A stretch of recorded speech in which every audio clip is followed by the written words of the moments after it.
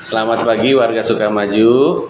Hari ini, pada kesempatan ini saya mau berbagi sharing-sharing aja informasi tentang bagaimana memulai budidaya ikan. Ya, budidaya ikan, terutama ikan nila ya. Jadi kalau dalam berbudidaya itu nggak bisa serta-merta begitu saja. Nah, sebagai ini umumnya sih pada kenapa kita berbudidaya ikan nila masing-masing tentu pasti ada latar belakangnya.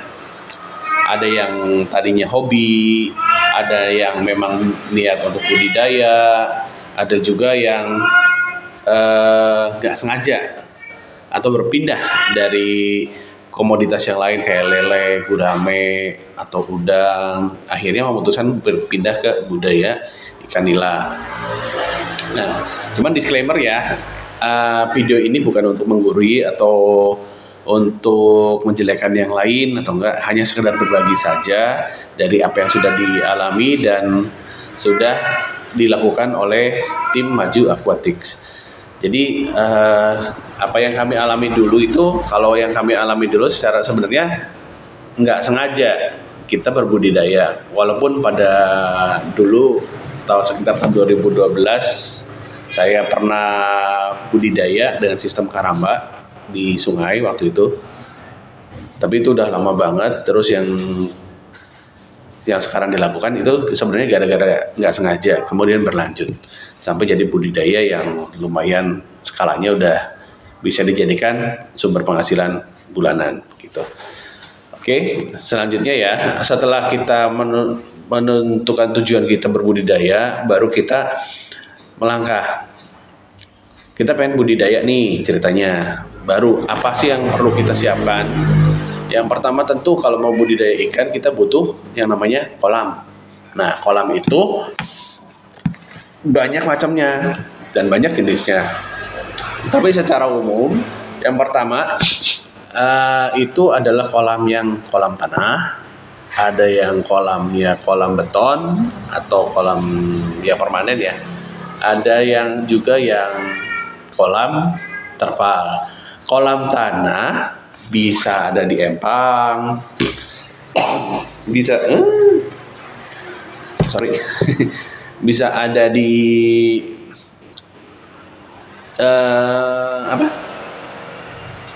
di kayak karamba gitu karena batasnya itu tanah.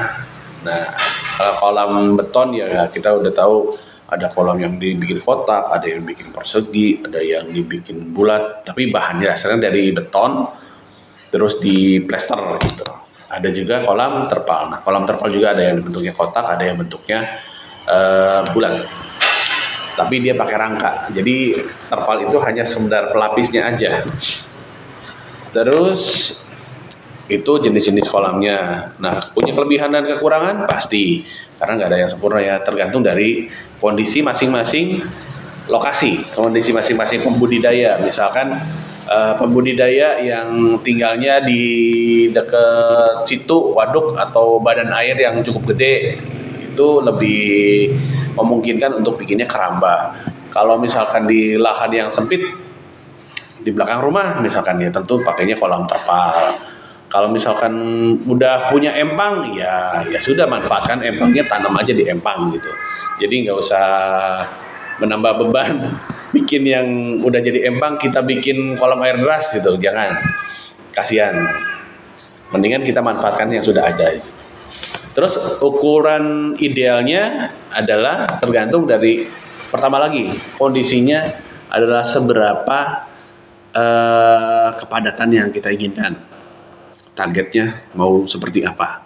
Kalau cuma sekedar hobi aja ya sudah, misalkan kolam 2x1 dengan kolam tanah ya kepadatannya jangan terlalu padat, misalkan 5 ekor per meter misalkan.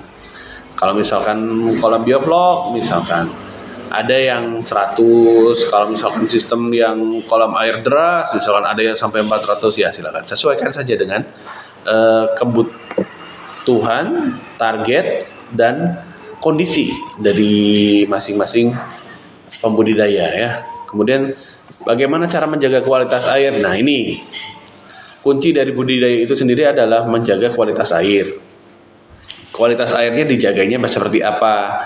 Kalau misalkan kolam-kolam yang alami kayak misalkan di empang, kalau misalkan di sungai atau di karamba gitu yang di danau, itu emang agak susah mengontrol kualitas air karena airnya banyak banget. Kebayang empang ukuran 5.000 meter persegi, itu kalau misalkan terjadi sesuatu airnya harus diganti, pakai apa gantinya. Tapi kalau misalkan di kolam-kolam yang kecil itu paling bisa kita ganti air, kita bisa lakukan filtrasi, kita bisa lakukan treatment dengan pemberian obat-obatan, zat-zat kimia tertentu, kayak misalkan dolomit, kasih prebiotik, probiotik, atau misalkan yang paling gampang ganti air. Terus apalagi sih persiapan kolam tentu saja. Setelah kita putuskan di mana kita mau bikinnya pakai media kolam apa, ukurannya segimana, itu pasti akan kita siapkan dari persiapan untuk material pembangunan, terus desainnya seperti apa, air masuk saya gimana, terus kalau misalkan dibutuhkan aerasi berapa titik-titiknya seperti apa, menggunakan apa. Itu masing-masing juga punya kelebihan dan kekurangan. Misalkan saya pakai Airstone. Airstone ternyata kurang untuk mensuplai oksigen. Akhirnya saya beli diffuser. Karena belum ngerti juga pakainya perbandingan aerator dan diffusernya berapa banyak, tekanannya kegedean, diffusernya jebol. Akhirnya saya pakai Uniring. Uniring kelemahannya sering madet, ya kurang lebihnya gitulah. Ya, pasti ada kelebihan, pasti ada kekurangan. Nah, jadi kembali lagi disesuaikan dengan tujuan dan kondisi dari masing-masing pembudidaya. Terus bagaimana membangunnya? Ada yang dibangun satu-satu, nanti habis misalkan satu kolam nih, habis itu panen, tambah lagi kolam kedua. Panen lagi, ada lebih, ada untung, tambah lagi kolam ketiga. Ada yang seperti itu, ada juga sekalian kita bangun 5 kolam, 10 kolam, atau berapa kolam, ada. Tapi itu kan kembali lagi kepada tujuan dan kondisi dari masing-masing pembudidaya. Oke, setelah kolamnya siap, ya itu diisi air. Sumber airnya jangan lupa. Airnya dari mana? Kalau bisa airnya sudah di treatment ya, jadi jangan langsung air baku langsung masuk kolam. Ada baiknya sih ditandon dulu atau di treatment dulu. Kayak misalkan airnya ngambil dari sungainya itu keruh, ya kita endapkan dulu. Air yang beningnya kita masukin ke kolam, yang keruhnya kita buang. Ada juga yang pakai air pump misalkan. Oke, air pump itu biasanya tinggi klorin dan itu kurang bagus ya untuk ikan. Airnya kita tampung dulu, kita endapkan dulu, diambil setengah, misalkan seperti itu. Atau air yang dari air tanah, sama. Air tanah juga kita harus tahu kondisi kualitasnya seperti apa. Ada yang cenderung asin, ada yang tawar dan atau bahkan ada kontaminannya. Nanti masing-masing treatmentnya beda tergantung dari kondisi masing-masing. Setelah dimasukin air, medianya udah siap, ada dikasih persiapan, baru kita persiapan untuk masukin bibit. Nah, dalam pemilihan bibit kembali lagi kita mau yang mana tujuannya. Ada jenis-jenis bibit tertentu yang cepat besar, tapi besarnya mungkin mentok. Ada yang lama besar, tapi besarnya lebih besar dari biasanya. Misal dalam pemeliharaan 4 bulan, dia bisa nyampe 500 gram, tapi bulan ke-5, 6, 7, 8 itu pertambahannya tidak terlalu signifikan. Ada juga yang agak lama besar, dia bisa sampai 1 tahun tapi bisa mencapai berapa ratus gram atau berapa kilo gitu, ada. Nanti sesuaikan dengan kebutuhan, nanti outputnya mau ditampung kemana. Kalau misalkan ditampungnya ke pasar atau ke konsumen langsung, biasanya sekitar target output sekitar 1,4 sampai 5 kilo. atau sekitar 200 sampai 250 gram per ekor. Kalau misalkan tujuannya untuk ekspor, biasanya size-nya di atas 500 gram. Nanti sesuaikan lagi dengan tujuan budidaya, baru kita cari. Atau bahkan ada yang mintanya jenis nila merah. Ada.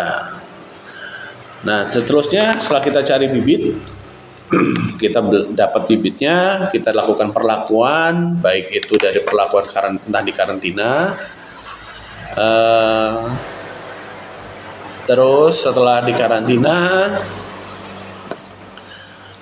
setelah di karantina kita terima, kita karantina, kita mungkin lakukan sterilisasi ya. Jadi air yang kita bibit kan datang dalam ditransport masih ada airnya, itu kalau bisa airnya dibuang.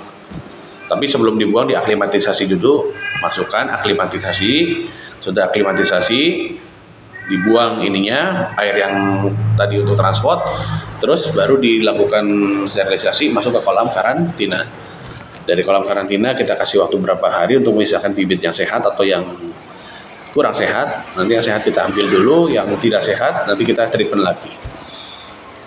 Nanti kayaknya segitu dulu ya, lumayan banyak soalnya. Nanti di kesempatan berikutnya kita akan lanjutkan lagi bagaimana cara perawatan sehingga panen, entah itu dari pakannya, entah itu dari treatment hariannya, hingga pengolahan pasca panen. Segitu dulu, semoga bermanfaat. Jangan lupa klik like, komen, subscribe, share juga ya. Terima kasih, dadah.